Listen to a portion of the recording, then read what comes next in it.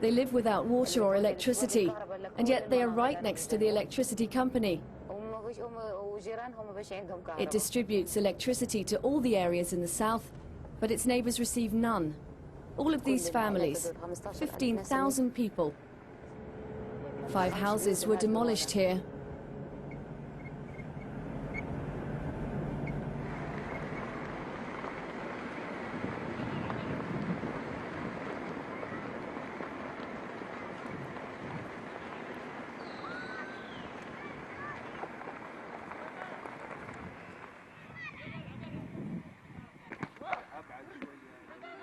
Khadra Al-Sana is an Israeli Bedouin.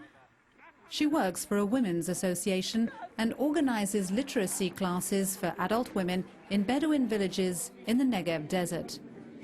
Villages that are not officially recognized by the Israeli government. Slums, really, with no schools or basic facilities such as electricity or water. There's no water because they didn't lay any pipes. What should we do? This is not a village. They don't recognize it, no matter how much we demand it. Our men have to work, and they're required on top of that to spend their time running after recognition. They have to recognize us willingly. There are no rights in Israel. They say they let us live comfortably, but we can't say a word to them. We are living silently. Silence is not an option anymore, and the only way around it was to take both Arabic and Hebrew lessons. إن بدنا البنك، بدنا المستشفى، بدنا العيادات، بدنا الشؤون الاجتماعية، يعني بدها تروح على المدارس. We need the bank, the hospital, the social services, the schools, and so she needs to learn Hebrew so that she can express herself in a society that is under Israeli rule. We need to understand their language because all the services of the government institutions are in Hebrew. So the women become isolated and their contribution to the society has diminished.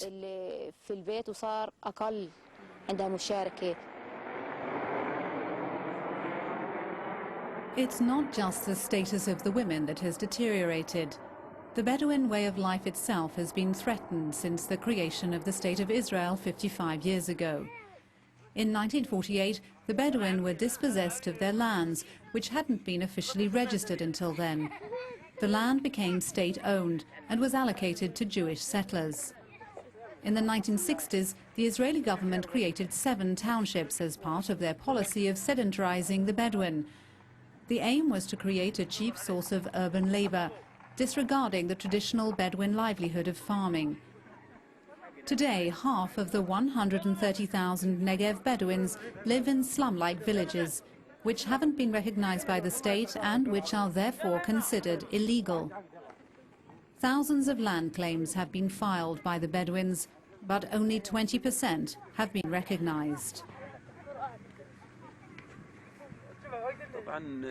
Of course, we get to the point of despair and desperation because our rights are not recognized by the government. Our villages are not recognized, neither are our rights.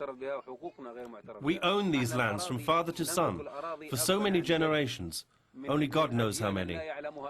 The government recognizes that these lands actually belong to us just in one case, when we sell them. If we sell them, it recognizes that fact and gives us the money. Other than that, it doesn't recognize that we have any land or anything. I mean, today we are threatened with deportation.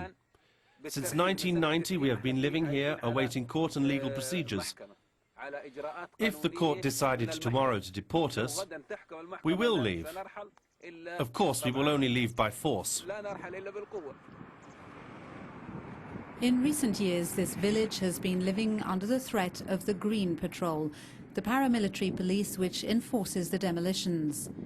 Under a 1965 law, houses built in concrete in unrecognized villages can be destroyed.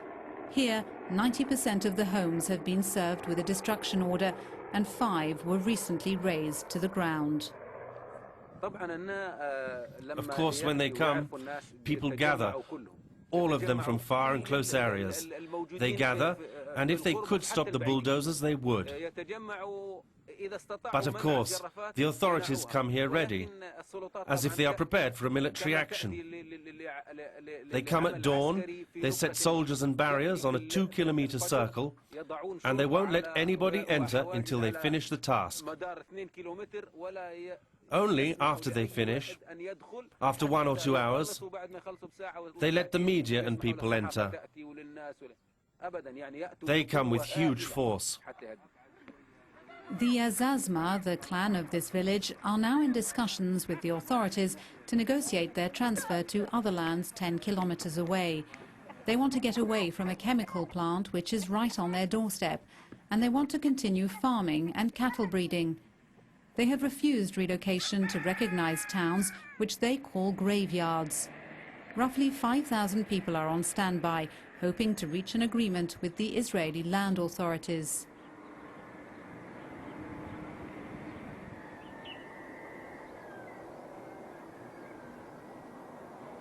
Lakia is a small town of 8,000 inhabitants. It's the latest addition to the recognized Bedouin towns in the Negev. Although outwardly it looks as if the traditional rural ways have merged with the new urban setting, there is very little farming going on here. The lands surrounding the town don't belong to the Bedouins anymore. They're on lease for short periods of time, usually 3 months, and grazing land is limited. Crops were even destroyed with poison as the government claimed that the plantations were illegal. So the people feel robbed of their traditional livelihood. So we build these ghettos and gatherings and we call them towns. Bedouin towns. The houses look good at the beginning, but give it a year or two and things start to deteriorate. The negative side shows through. Life gets harsher. We cannot even provide for our food, let alone teach our children. We have to pay for water and electricity, a lifestyle with a lot of expenses. And the problem is that we do not have a source of income that enables us to provide for these things, like the middle-class Jews who earn 10,000 shekels or 5,000, whereas here you earn only 2,000, which isn't enough for the food even.